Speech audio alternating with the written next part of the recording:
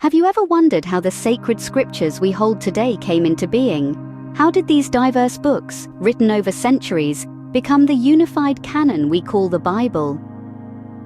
Welcome to a journey through the fascinating process of canonization.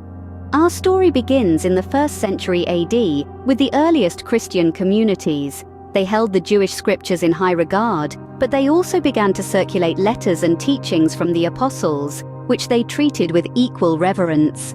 Yet not all writings were accepted universally. As we move into the 2nd and 3rd centuries, we see the development of what scholars like Dr. James White refer to as the rule of faith. This principle guided the early church in discerning which texts were authentic and which were not. The rule of faith was based on the teachings passed down from the apostles, focusing on the life, death, and resurrection of Jesus Christ. In the 4th century, there was a major turning point. The Council of Laodicea, held around 360 AD, resulted in a list of canonical books that closely resembles our New Testament today. However, the canon was not completely settled. The canonization process faced challenges from texts known as the Gnostic Gospels. These texts presented a different view of Jesus and his teachings. Scholars like Dr. White have argued that these Gnostic Gospels were heretical, primarily because they contradicted the rule of faith.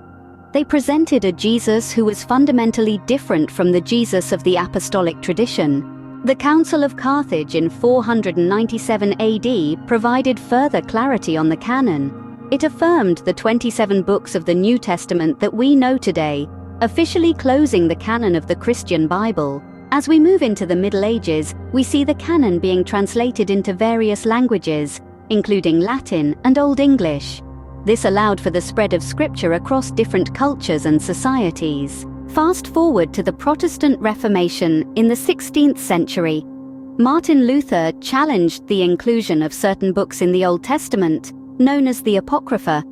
Despite Luther's objections, these books remain part of the canon for Roman Catholics and Orthodox Christians to this day. In summary, the canonization of Scripture was a complex and lengthy process, spanning over many centuries. It involved careful discernment based on the rule of faith and faced challenges from texts like the Gnostic Gospels. It was shaped by historical events and theological debates, leading to the diverse yet unified body of Scripture we have today. So, the next time you pick up a Bible, remember the journey it has been on. Each book, each letter, each verse has been carefully considered, debated, and finally accepted as part of the sacred canon, a testament to the enduring power of these ancient texts.